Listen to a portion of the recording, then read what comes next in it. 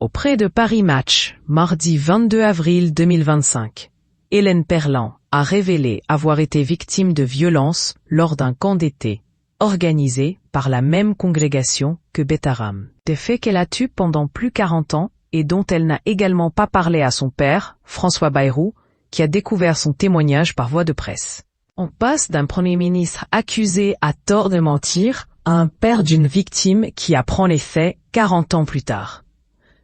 En 2024, une centaine d'anciens élèves de l'institution Notre-Dame de Betaram déposent une plainte auprès de la justice de Pau pour des faits de violence et d'abus sexuels perpétrés par une partie du personnel de l'établissement. Un scandale de pédocriminalité qui a pris une dimension politique en février 2025, lorsque Mediapart a révélé la proximité de François Bayrou avec le dossier. Attendu devant les députés le 14 mai 2025 lors de son audition sous serment par la commission d'enquête parlementaire dédiée aux violences à l'école, le Premier ministre compte adopter la ligne qu'il tient depuis maintenant plusieurs mois. Il n'était pas au courant des violences perpétrées à Betaram. Il n'était pas non plus au courant que sa fille, Hélène Perlant, en a elle aussi été victime. François Bayrou, bouleversé par le témoignage de sa fille auprès de Paris Match. La fille aînée de François Bayrou a révélé, mardi 22 avril 2025, avoir été victime d'une agression lors d'un camp d'été dans les Pyrénées. Un soir, alors qu'on déballe nos sacs de couchage, le père Lartiguet, décédé en 2000, me saisit tout d'un coup par les cheveux, il me traîne au sol sur plusieurs mètres et me roue de coups de poing, de coups de pied, sur tout le corps.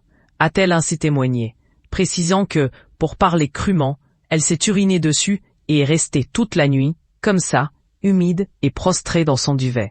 Et violence dont elle ne parlera par la suite à personne, pas même à son père. Ce n'est qu'il y a un mois, lorsqu'il l'a découvert par le biais du Canard enchaîné, que François Bayrou a appris que sa fille, aujourd'hui âgée de 53 ans, intervient dans le livre « Silence de Betaram » d'Alain Lesquer, à paraître jeudi 24 avril 2025.